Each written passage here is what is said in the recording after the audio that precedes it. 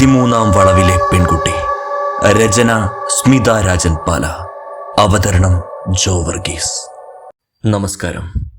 ഈ കഥയും ഇതിലെ കഥാപാത്രങ്ങളും തികച്ചും സാങ്കല്പികം മാത്രം. ജീവിച്ചിരിക്കുന്നവരോ മരിച്ചവരോ ആരുമായും യാതൊരു ബന്ധവുമില്ല. അങ്ങനെ തോന്നുന്നുണ്ടെങ്കിൽ അത് തികച്ചും യാദർച്ഛികം മാത്രം. അരണ്ട വെളിച്ചമുള്ള ആ മുറിയിൽ അവരിരുവരും കെട്ടിപ്പിടിച്ച് കിടക്കുകയാണ്. പുറത്ത് ശക്തമായി പെയ്യുന്ന മഴ. ആദ്യമായിട്ടാണ് ഇങ്ങനൊരനുഭവം. അവൻ സമ്മാനിച്ച ചെറുനോവിൻ്റെ സുഖത്തിൽ അവൾ അവൻ്റെ നെഞ്ചിൽ പറ്റിച്ചേർന്നു കിടന്നു. അവളെ നോക്കിയപ്പോൾ അവൻ്റെ ചുണ്ടിൽ ഒരു പുഞ്ചിരി വിരിഞ്ഞു. ചന്ദനത്തിൻ്റെ നിറമുള്ളവൾ, കടഞ്ഞെടുത്തതുപോലുള്ള ഉടലഴക്, അരയ്ക്കൊപ്പം നീണ്ട മുടി. പാടവരമ്പിലൂടെ നടന്ന് എന്നും അമ്പലത്തിലേക്ക് പോകുന്നവൾ യാദർച്ഛികമായിട്ടാണ് തൻ്റെ കൺമുമ്പിൽ വന്നു പെട്ടത്. അന്ന് ഓഫീസിലേക്ക് പോകുമ്പോൾ വല്ലാത്തൊരു തലവേദന എന്നെ പിടികൂടിയിരുന്നു. അതുകൊണ്ടാണ് ഡ്രൈവറെ കൂട്ടിപ്പോയതും പോകുന്ന വഴി നടന്നു വരുന്ന അവളെ കണ്ടതും. പച്ച നിറത്തിലെ കരയുള്ള ഒരു സെറ്റ് സാരി ആയിരുന്നു അവളുടെ വേഷം. അഴിച്ചിട്ടിരിക്കുന്ന മുടി കുളിപ്പിന്നൽ കെട്ടി അതിനിടയിൽ ഒരു തുളസി കതിരും തിരികെയിരിക്കുന്നു. അന്ന് തൻ്റെ മനസ്സിൽ പതിഞ്ഞതാണ് അവളുടെ മുഖം. ഇന്നുവരെ ഒരു പെണ്ണിനും തൻ്റെ മനസ്സിൽ ഇത്രയ്ക്കും സ്വാധീനം ചെലുത്താൻ കഴിഞ്ഞിട്ടില്ല എന്നതാണ് വാസ്തവം. ഓഫീസിലെത്തിയിട്ടും അവളുടെ മുഖം മനസ്സിൽ നിന്ന് മാഞ്ഞിരുന്നില്ല. ആ ഗ്രാമത്തിൽ അന്വേഷിച്ചപ്പോഴാണ് അവളെക്കുറിച്ച് കൂടുതൽ അറിഞ്ഞത്. ചിരഞ്ജിയ, കൈപ്പട്ടൂർ ബ്രഹ്മദത്തൻ നമ്പൂതിരിയുടെയും പാർവതി തമ്പുരാട്ടിയുടെയും ഏകമകൾ ചിരഞ്ജിയ. വയസ്സ് 20, ഡിഗ്രി കഴിയാറായി, BA ലിറ്ററേച്ചർ. തനിയെ പോകുന്നത് ആകെ അമ്പലത്തിലേക്ക് മാത്രമാണ്. ഒരേ ഒരു മകളായതുകൊണ്ട് അച്ഛനും അമ്മയും കുറച്ച് ലാളിച്ചാണ് വളർത്തുന്നത്. ബ്രഹ്മദത്തൻ നമ്പൂതിരിയുടെയും പാർവതി തമ്പുരാട്ടിയുടെയും ഒരു പ്രണയ വിവാഹമായിരുന്നു. പാർവതി ഒരു രാജകുടുംബത്തിലെ അംഗവുമായിരുന്നു. ബ്രഹ്മദത്തൻ നമ്പൂതിരിയെ എല്ലാവർക്കും അറിയാം. അദ്ദേഹം പ്രവചിച്ച കാര്യങ്ങൾ ഇന്നോളം നടക്കാതിരുന്നിട്ടില്ല. എന്നാൽ ചിരഞ്ജിയയ്ക്ക് 20 വയസ്സായതു മുതൽ ബ്രഹ്മദത്തൻ നമ്പൂതിരിക്ക് ആകെ ഒരു വിഷാദമാണ്. എന്താണ് കാരണമെന്ന് പാർവതി ഒരുപാട് തവണ ചോദിച്ചു. മകളെ നന്നായി ശ്രദ്ധിക്കണം എന്ന് മാത്രമാണ് അദ്ദേഹം കൊടുത്ത മറുപടി. മകൾക്ക് വേണ്ടി അദ്ദേഹം പ്രത്യേക പൂജകൾ എല്ലാം ചെയ്യാറുണ്ടായിരുന്നു.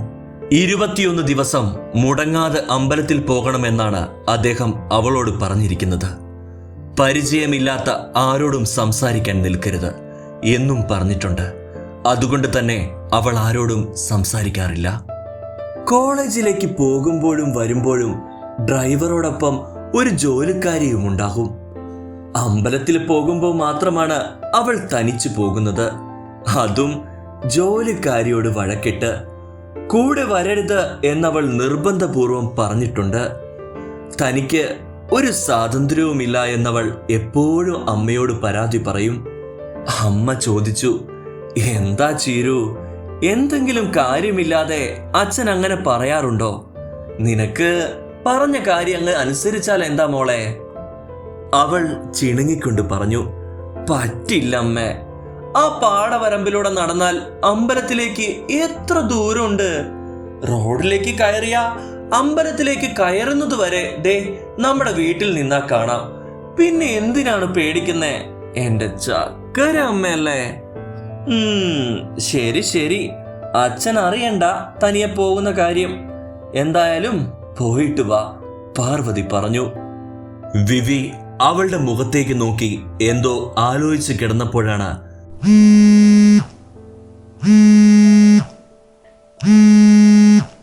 പെട്ടെന്ന് ഫോൺ ശബ്ദിച്ചത്.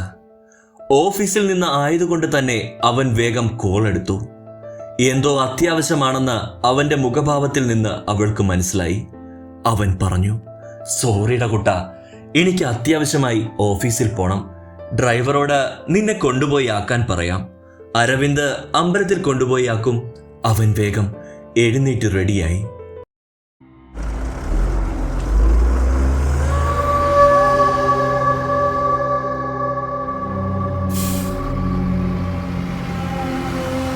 വന്യമായ ഒരു ആകർഷണ ശക്തിയുള്ള പച്ചപ്പ് നിറഞ്ഞ ആ സ്ഥലം, അതിൻ്റെ നടുവിലുള്ള റോഡിലൂടെ ആ ബസ് മുന്നോട്ടേക്ക് നീങ്ങുകയാണ്.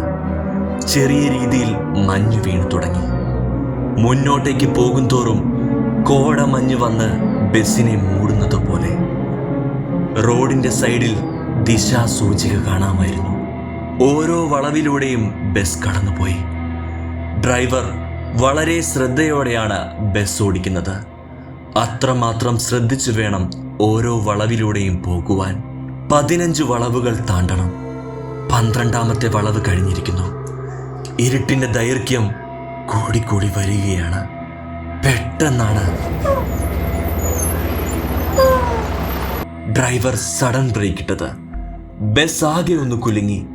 യാത്രക്കാർ അസ്വസ്ഥതയോടെ മുൻപിലേക്ക് നോക്കി. ആ കാഴ്ച കണ്ട് എല്ലാവരുടെയും കണ്ണുകൾ മിഴിഞ്ഞു വന്നു. ബസ്സിലുണ്ടായിരുന്ന എല്ലാവരും ഒന്ന് മുന്നോട്ടേക്ക് ആഞ്ഞു. എല്ലാവരുടെയും നോട്ടം മുമ്പിലേക്കാണ് പോയത്. അവിടെ കണ്ട കാഴ്ച കണ്ട് എല്ലാവരുടെയും കണ്ണുകൾ മെലിഞ്ഞു വന്നു. ബസ്സിന് മുമ്പിൽ ഒരു പെൺകുട്ടി നിൽക്കുന്നു. ഏകദേശം 20 വയസ്സ് പ്രായം തോന്നും. പക്ഷേ അവളുടെ മുഖം വ്യക്തമല്ല. മഞ്ഞുകൊണ്ടുണ്ടാക്കിയ ഒരു രൂപം പോലെ. റോഡിൽ നിന്നിരുന്ന ആ രൂപം ഇപ്പോൾ ഉയർന്നു പൊങ്ങി ബസ്സിന്റെ മുമ്പിലേക്ക് ഗ്ലാസിൽ മുട്ടി നിൽക്കുകയാണ്. ഡ്രൈവർ ശബ്ദിക്കാനാവാതെ ഭയന്ന് ആ രൂപത്തെ നോക്കിയിരിക്കുകയാണ്.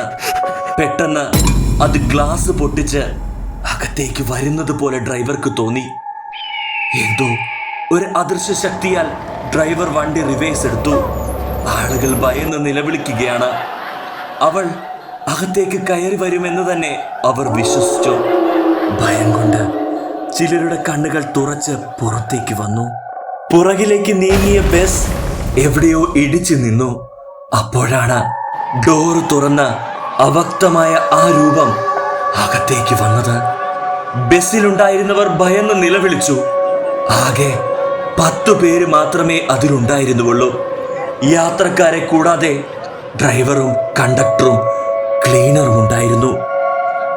ആ രൂപം യാത്രക്കാരുടെ ഇടയിലൂടെ അങ്ങോട്ടും ഇങ്ങോട്ടും നടക്കുന്നുണ്ടായിരുന്നു. അവളുടെ നടപ്പ് കണ്ടാൽ ആരെയോ തേടുകയാണ് എന്ന് തോന്നും. അപ്പോഴേക്കും അതിലുണ്ടായിരുന്നവർ യാത്രക്കാരുടെ ബോധം പോയിരുന്നു. ഡ്രൈവർ നെഞ്ചിൽ തടവിക്കൊണ്ട് പിന്നിലേക്ക് ചരിഞ്ഞു. ക്ലീനർ കുഴഞ്ഞു വീണു. കണ്ടക്ടർ ഒരു സീറ്റിന് പുറകിലായി കുനിഞ്ഞിരിക്കുകയാണ്. അയാളും വല്ലാതെ ഭയന്നിരിക്കുന്നു. കുറച്ച് സമയം കഴിഞ്ഞപ്പോൾ ആ രൂപം ബസ്സിൽ നിന്ന് ഇറങ്ങിപ്പോകുന്നത് കണ്ടു. കണ്ടക്ടർ പൊട്ടിയ ചില്ലിന്റെ ഇടയിലൂടെ അത് എങ്ങോട്ടാണ് പോകുന്നത് എന്ന് നോക്കി. ആ രൂപം ചെറുതായി ചെറുതായി വരുന്നത് പോലെ അയാൾക്ക് തോന്നി. പിന്നെ അവിടെ ഉണ്ടായിരുന്ന മതിലിലൂടെ മുകളിലേക്ക് കയറുന്നത് പോലെ കണ്ടു. അപ്പോഴാണ് അയാളുടെ ശ്വാസം നേരെ വീണത്. അയാൾ വേഗം തന്നെ ഹോസ്പിറ്റലിലും പോലീസ് സ്റ്റേഷനിലേക്കും എല്ലാം വിളിച്ചു പറഞ്ഞു. എന്തു ചെയ്യണമെന്നോ ആരെ വിളിക്കണമെന്നോ അദ്ദേഹത്തിന് യാതൊരു ധാരണയും ഉണ്ടായിരുന്നില്ല. അരമണിക്കൂർ കഴിഞ്ഞപ്പോൾ ആംബുലൻസ് വന്ന് ഓരോരുത്തരെയായി കൊണ്ടുപോയി. അല്പസമയത്തിനുള്ളിൽ തന്നെ മാധ്യമപ്രവർത്തകരും പോലീസുകാരും എല്ലാവരും സംഭവ സ്ഥലത്തേക്കെത്തി. ആ 13ാം വളവിലെ 7ാമത്തെ അപകടമാണ് ഇപ്പോൾ നടക്കുന്നത്. അതുകൊണ്ട് തന്നെ ആ സ്ഥലം ക്യാമറ നിരീക്ഷണത്തിലാണ്. പക്ഷേ അതിലൂടെ നോക്കിയപ്പോൾ കാണുന്നത് ഡ്രൈവർ ചങ്കുവേദനയെടുത്ത് നെഞ്ചിൽ കൈ അമർത്തി പിന്നിലേക്ക് വീഴുന്നതാണ്. ആ സമയത്ത് ബസ് പിന്നിലേക്ക് നീങ്ങുകയും എവിടെയോ ഇടുക്കുകയും ചെയ്യുന്നുണ്ട്. രാവിലെ മുതൽ ഫ്ലാഷ് ന്യൂസായി കാണിക്കുന്നത് ഈ വാർത്തയാണ്. വിവി ആ വാർത്ത കേട്ട് നെടുവീർപ്പെട്ടു. അങ്ങനെ കുറെ നിരപരാധികളെ കൂടി നീ ശിക്ഷിച്ചുവല്ലേ ചിരു? അവൻ വെറുതെ മുകളിലേക്ക് നോക്കിക്കൊണ്ടാണ് അത് ചോദിച്ചത്.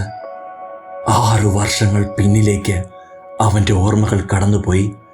അന്ന് തൻ്റെ നെഞ്ചോട് ചേർന്ന് കിടന്ന പെണ്ണ് പിറ്റേ ദിവസം താൻ കേൾക്കുന്നത് അവളുടെ മരണ വാർത്തയാണ്. അതും ആ 13-ാം വളവിൽ.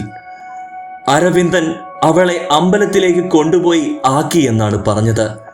പിന്നെ എങ്ങനെയാണ് 13-ാം വളവിൽ മരിച്ച നിലയിൽ അവളെ കണ്ടെത്തിയത്? ആത്മഹത്യ എന്നാണ് പോലീസ് പറഞ്ഞത്. പക്ഷേ അവൾ എന്തിനാണ് ആത്മഹത്യ ചെയ്തത് എന്ന് തനിക്കറിയില്ലായിരുന്നു. മകൾ മരിച്ച് 2 ദിവസം കഴിഞ്ഞപ്പോൾ ബ്രഹ്മദത്തൻ നമ്പൂതിരിയും മരിച്ചു. പാർവതി തമ്പുരാട്ടി പിന്നീട് സംസാരിച്ചിട്ടില്ല. അവരുടെ വീട്ടുകാർ വന്ന് അവരെ കൊണ്ടുപോയി. അവളുടെ വീട് അടച്ചു പൂട്ടിക്കിടക്കുകയാണ്. ശരിക്കും ഒരു പ്രേതാലയം പോലെ. താൻ ഇവിടെ കള്ളും കുടിച്ച് ജീവിതം അവസാനിപ്പിക്കുന്നു. മരിച്ചു പോയവർ തിരിച്ചു വരില്ല എന്നറിയാം. അന്നത്തെ അവളുടെ മരണത്തിന് ശേഷമാണ് പല അപകടങ്ങളും അവിടെ നടക്കുന്നത്. ഏതോ ഒരു പെൺകുട്ടിയാണ് അപകടങ്ങൾക്ക് എല്ലാം കാരണമെന്ന് ഒളിഞ്ഞും തെളിഞ്ഞും വാർത്തയുണ്ട്. പക്ഷേ ഒന്നിനും തെളിവുകളില്ല. 6 മണി കഴിഞ്ഞാൽ അതിലൂടെ ആളുകൾക്ക് സഞ്ചരിക്കാൻ പേടിയാണ്. പകൽ സമയത്ത് മാത്രമാണ് അല്പം ധൈര്യത്തോടെ ആളുകൾ പോകുന്നത്. ബസ്സിലെ തൊഴിലാളികൾ കൂട്ടമായി തീരുമാനിച്ചു രാത്രിയിൽ ആ റോഡിലൂടെയുള്ള ഓട്ടം നിർത്തി. ചില ദൂരയാത്രക്കാർ ഇപ്പോഴും അതിലൂടെ സഞ്ചരിക്കാറുണ്ട്. അന്ന് രാത്രിയാണ് ബാംഗ്ലൂരിൽ നിന്ന് വരുന്ന ഒരു ടൂറിസ്റ്റ് ബസ് ആ വളവിലൂടെ കടന്നു വന്നത്.